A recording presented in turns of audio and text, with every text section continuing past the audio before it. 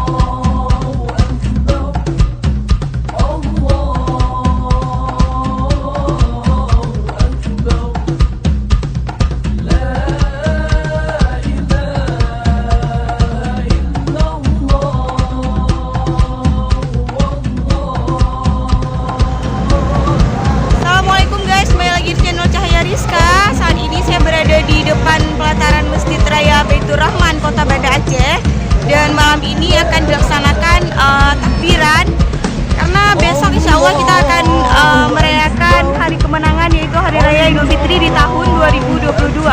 Gimana keseruan video-videonya nanti, ikutin terus ya.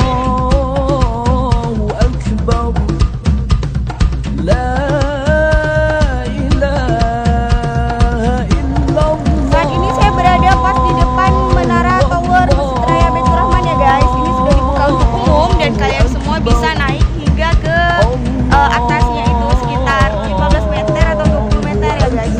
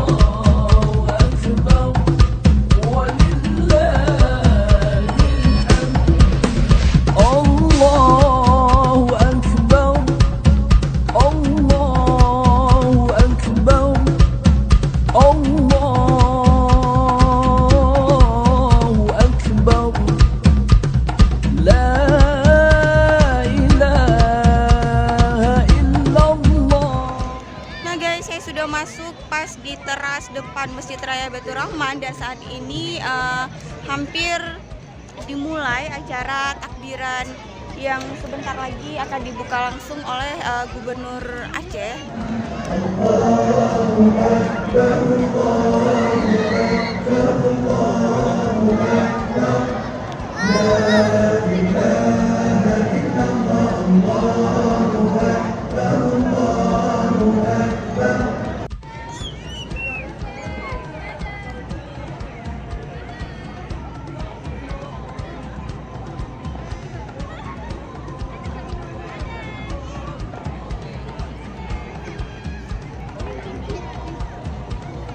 Bertepatan dengan tahun 2022 miladiah, segera kita mulai.